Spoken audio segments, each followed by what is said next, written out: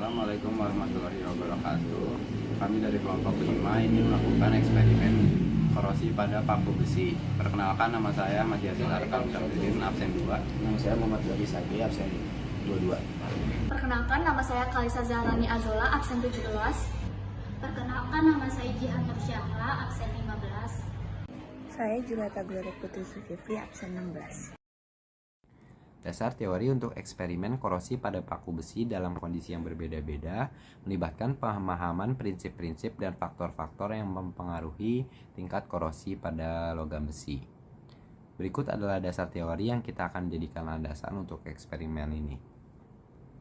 1. Prinsip korosi. Korosi adalah proses degradasi logam, khususnya besi, yang disebabkan oleh reaksi kimia dengan lingkungan sekitar. Reaksi oksidasi besi membentuk senyawa oksida yang merupakan karakteristik karat pada besi.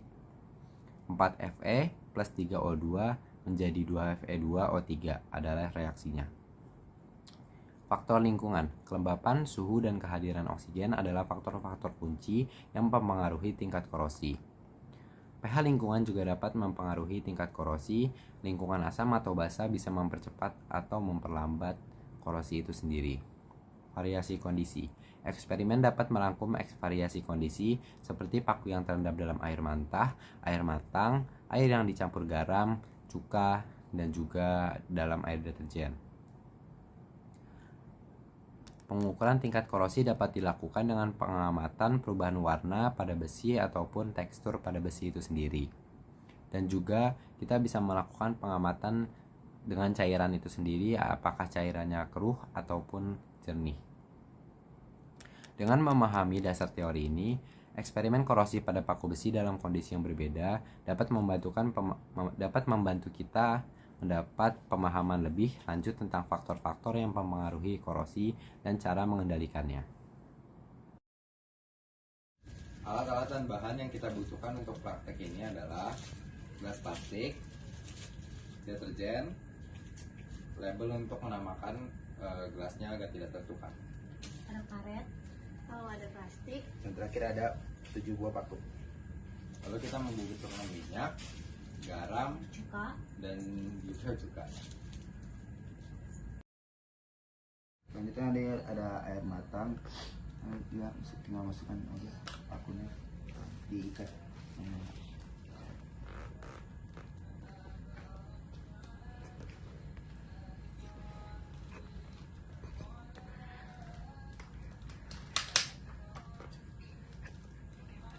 Percobaan selanjutnya terdapat air garam, lalu ada paku dimasukkan, lalu didiamkan dan ditutup dengan plastik.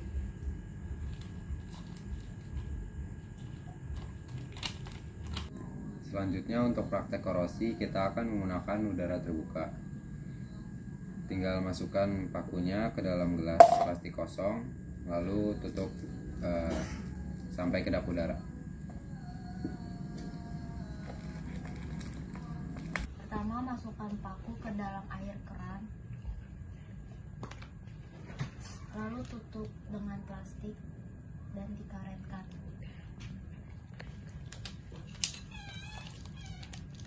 Selanjutnya percobaan korosi dengan deterjen.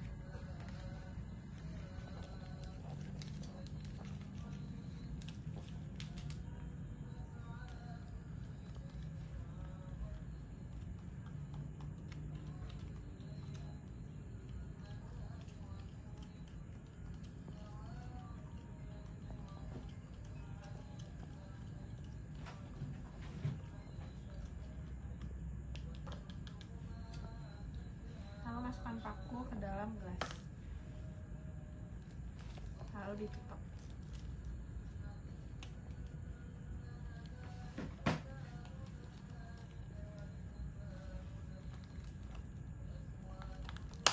Yang ketiga itu ada gelas berisi minyak. Setelah itu pakunya kita tutupkan, kita tutup, kita rapatkan menggunakan karet.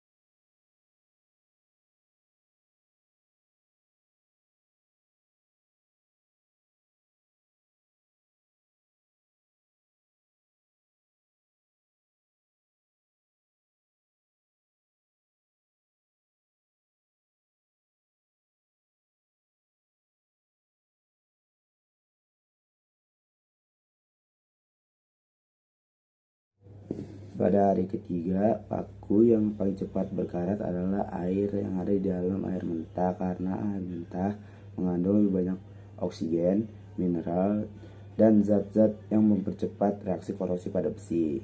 Dan di air matang juga telah melalui proses pendidihan yang menyaring dan mengurangi kandungan zat-zat yang memicu korosi. Berdasarkan data hasil pengamatan hari ketiga, paku besi paling lambat berkarat adalah pada gelas deterjen.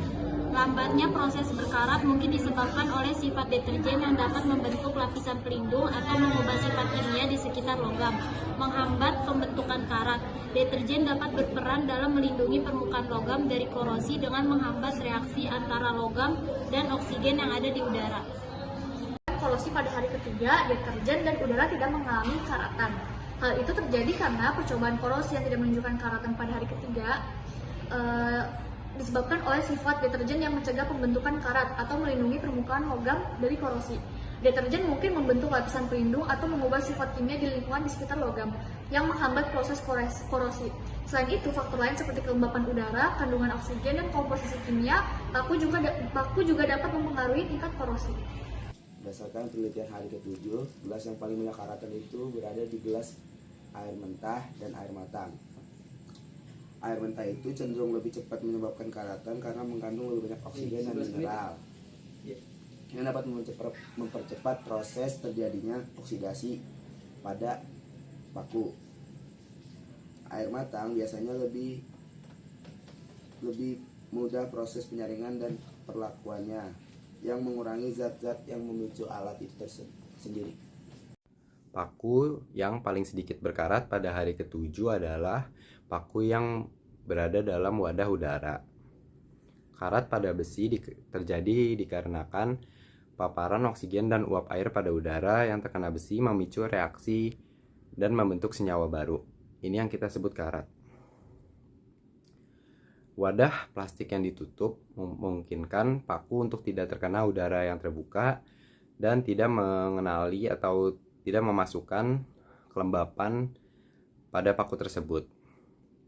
Jika paku dibiarkan pada udara terbuka, apalagi dalam cuaca panas dan udara yang lembab, hal ini mungkin tidak akan terjadi dan paku akan berkarat sangat cepat. Tetapi karena wadah ini ditutup dan tidak memungkinkan sirkulasi udara lembab masuk atau sirkulasi udara panas yang baru masuk, paku tidak berkarat terlalu banyak dan hanya berkarat sedikit. Paku yang tidak berkarat pada hari ke-7 adalah paku yang direndam dalam deterjen. Walaupun deterjen bersifat basa dan basa memiliki sifat korosif, namun deterjen adalah basa yang sangat lemah dan kita bisa menyentuh deterjen dengan aman. Dan saat paku dicelupkan dalam deterjen mungkin membentuk lapisan pelindung untuk paku tersebut dari air dan oksigen yang bisa menyebabkan reaksi oksidasi, yaitu pemicu karat. Dan juga deterjen mungkin mengubah sifat logam tersebut untuk mencegah reaksi oksidasi. Namun yang kita ketahui, reaksi ini mungkin hanya sementara, dan jika paku tersebut dibiarkan dalam deterjen dalam jangka waktu yang lebih lama, paku akan mengalami korosi perlahan-lahan. Kesimpulan yang bisa kita ambil dari eksperimen ini adalah besi akan berkarat jika terpapar oleh oksigen dan juga air. Di dalam eksperimen ini, paku yang paling cepat berkarat adalah paku yang dicelupkan dalam air mentah, karena air mentah mengandung banyak mineral dan zat-zat lain yang bisa memicu reaksi oksidasi yang menyebabkan karat.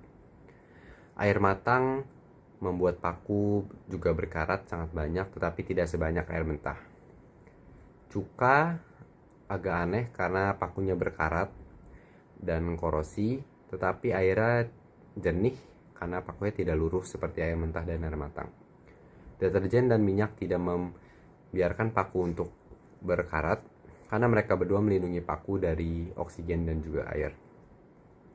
Banyak cara yang bisa kita lakukan untuk mencegah atau memperlambat proses karat pada besi, dan eksperimen ini menunjukkan beberapa cara tersebut. Kita bisa menggunakan minyak. Banyak orang yang menggunakan minyak pada pedang atau apapun itu untuk melindungi dari karat. Dan juga kita bisa melapisi logam besi menggunakan cat atau lapisan pelindung lainnya agar tidak terkena kelembapan dalam udara dan juga oksigen. Sekian video korosi dari kami, kurang lebihnya mohon maaf. Wassalamualaikum warahmatullahi wabarakatuh.